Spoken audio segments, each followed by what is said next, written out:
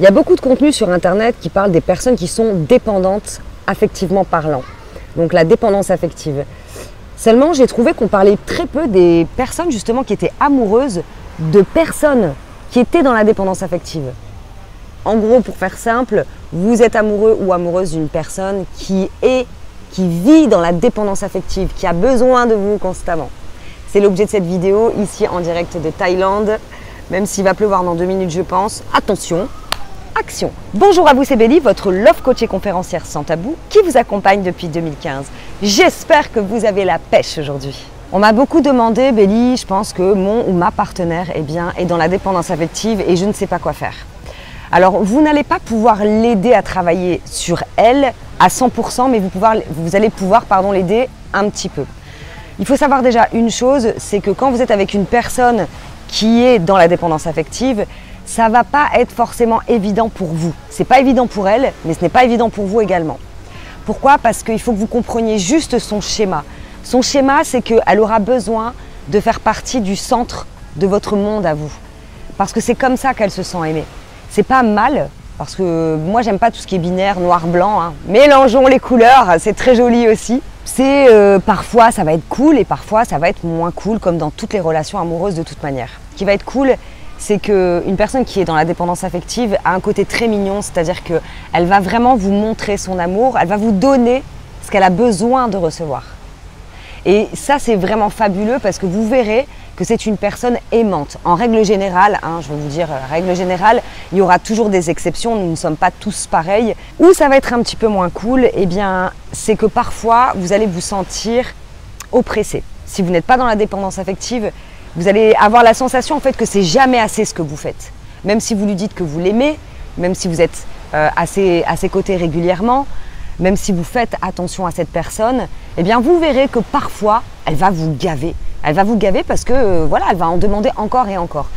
Et là où elle va vous en demander beaucoup plus, c'est lorsqu'elle va voir que vous êtes un peu plus dans le recul. C'est pas que vous fuyez la relation, c'est pas que vous ne l'aimez plus, mais elle, c'est la sensation qu'elle va avoir. Tiens, en ce moment, je trouve que tu as moins d'attention pour moi. J'ai remarqué aussi que avant, tu m'offrais des fleurs ou avant tu me disais je t'aime tous les jours. Avant.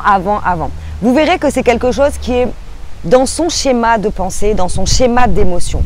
Donc, j'ai envie de dire, la seule des solutions, il n'y en a pas 1000, la première c'est d'accepter que votre partenaire est dans la dépendance affective. Comment vous pouvez l'aider? C'est en mettant parfois justement les holà, en lui exprimant tout simplement que ce n'est pas parce que vous avez d'autres choses à faire, que vous n'êtes pas à ses côtés, que vous êtes moins peut-être dans l'attention amoureuse, que vous ne l'aimez plus. C'est sans cesse la rassurer que vous l'aimez, mais par contre, une des choses qui sera essentielle pour vous, c'est justement de ne pas laisser la personne vous grappiller un peu votre énergie. Parce que ça arrivera. Mais c'est à vous en fait de lui expliquer tout simplement, écoute, je t'aime de tout mon cœur, seulement en ce moment, j'ai plus de travail par exemple, ou j'ai des tracas à gérer, ou alors dites-lui ce que vous avez qui fait que vous la voyez moins, ou vous avez moins d'attention envers elle.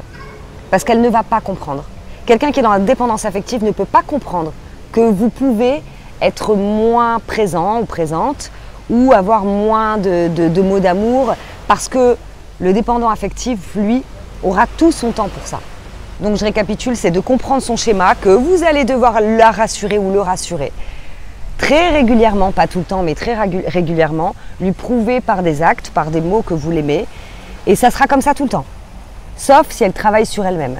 Ça veut dire que si elle-même prend conscience que il n'y a pas que vous dans la vie, il n'y a pas que l'amour romantique dans la vie, il y a autre chose à faire. Et si elle passe son temps à faire autre chose, si elle a des hobbies, si elle a un travail qui est prenant, etc., évidemment que forcément elle pensera à autre chose et elle vous foutra un petit peu la paix, j'ai envie de dire, même si c'est très cash ce que je dis, c'est la vérité.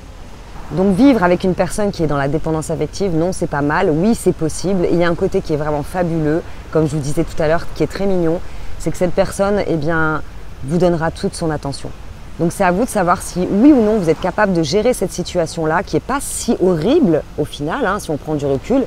C'est juste savoir mettre les limites et aussi de comprendre que votre bien-aimé aura besoin beaucoup, pour pas dire tout le temps, de votre attention.